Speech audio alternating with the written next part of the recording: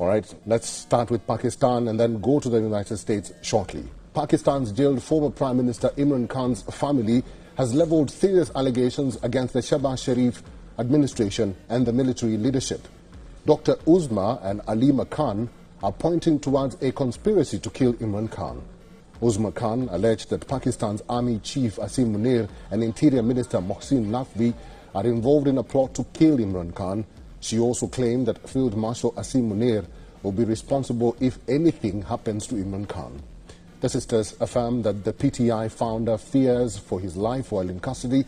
Uzma Khan says Imran Khan himself has told her about a plot to kill him. Citing Imran Khan, she said, and I quote, "These people will kill me. They have made a plan to kill me."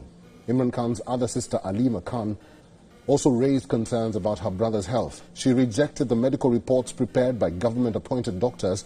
Alima Khan says Imran Khan's eye condition is deteriorating and authorities are denying access to his trusted medical team. Both sisters also accused Pakistan's Interior Minister Mohsin Naqvi of threatening Imran Khan's family for raising their voices. Imran Khan has been in jail since August 2023 and is currently serving a 14-year sentence on corruption charges.